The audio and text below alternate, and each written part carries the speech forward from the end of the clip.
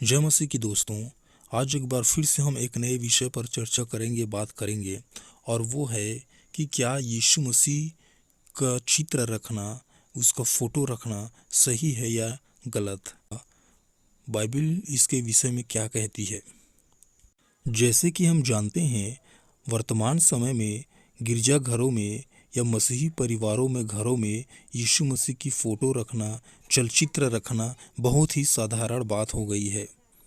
और इस वजह से बहुत सारे लोग यह प्रश्न करते हैं या लोगों के मन में ये विचार उत्पन्न होते हैं कि क्या ये सही है कि गलत, क्या ऐसा करना चाहिए एक मसीही व्यक्ति को कि नहीं।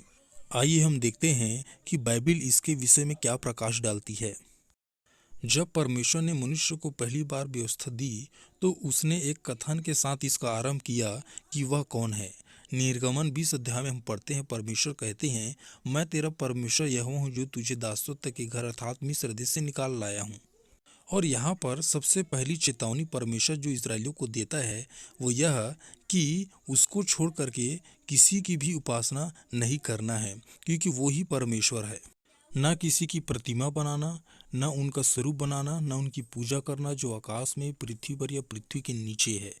अब यहाँ पर परमेश्वर जो वचन या व्यवस्था दिया है, इसमें सारी बातें शामिल है या सारी चीज़ें पता चल जाती है हमें और स्पष्ट हो जाती है। किसी भी चीज़ की प्रतिमा नहीं बनाना है, अर्थात उनकी मूर्ति या उनका तस्वीर, इमेज हमें नहीं बनाना है। परमेश्वर ऐसा करने के लिए यहाँ पर वर्जित किया है।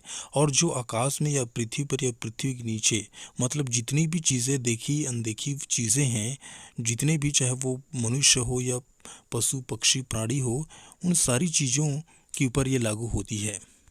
और वो चाहे यीशु मसीह की ही तस्वीर क्यों ना हो।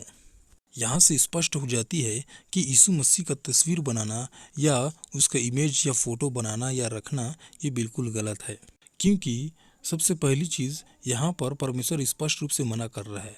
और दूसरी चीज़ यह कि दुनिया में किसी भी व्यक्ति को यह पता नहीं कि यीशु मसीह कैसे दिखते थे और उनका तस्वीर कैसा था या चित्र कैसा था। बल्कि बाइबल में कहीं पर भी यीशु मसीह की शारीरिक वेशभूषा का वर्णन नहीं किया गया है। जी हाँ, बाइबल यीशु मसीह के चरित्र का बखान करती है, न कि उसके चित्र का। और एक कहावत आप सुने ही होंगे कि चरित्र की पूजा करनी चाहिए, न कि चित्र की। अतः हमारे लिए यीशु मसीह का तस्वीर महत्वपूर्ण नहीं है, बल्कि यीशु मसीह का व्यक्तित्व महत्वपूर्ण है। और यह महत्वपूर्ण है कि यीशु मसीह ऐतिहासिक और वास्तविक है, वो जीवित है, वो सच्चा है। बाइबल बताती है कि परमेश्वर जो है अपने वचन को सबसे अधिक महत्व देता है। अतः उसके वचन को हमें पढ़ना चाहिए, उसके वचन पर ध्यान करना चाहिए। वचन यीशु मसीह है। यदि आप यीशु मसीह को देखना ही चाहते हैं या फिर जानना चाहते हैं कि यीशु मसीह कैसे थे या कैसे दिखते थे, तो वचन पर ध्यान कीजिए, क्योंकि वचन में उसका स्वरूप दिया गया है।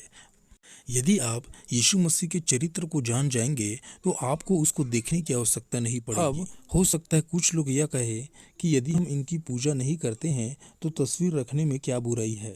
तो आपका कहना बिल्कुल सही है, पर यह बात भी सच है कि जब हम तस्वीरें रखते हैं तो हमारा मन जो है इनकी ओर लग जाता है और हमारी मानसिकता ऐसे होती है जैसे मानो यही प्रभु यीशु मसीह है। जब हम किसी भी चीज़ की तस्वीर रखते हैं या बनाते हैं तो हमारा पूरा ध्यान उसी पर होता है और हम उसी की ओर आकर्षित होते हैं। और इस रीति से कहीं न कहीं हम मूर्ति पूजा के पाप में फंस सकते हैं, पड़ सकते हैं, और हमारा मन उसमें घर कर जाता है।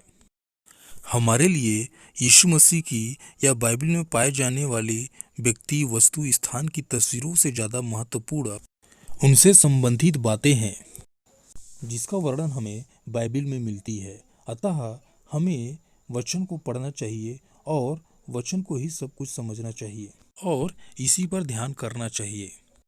इसके साथ ही साथ हमें प्रकृति की तस्वीरों के बजाय स्वयं प्रकृति पर ध्यान देना चाहिए।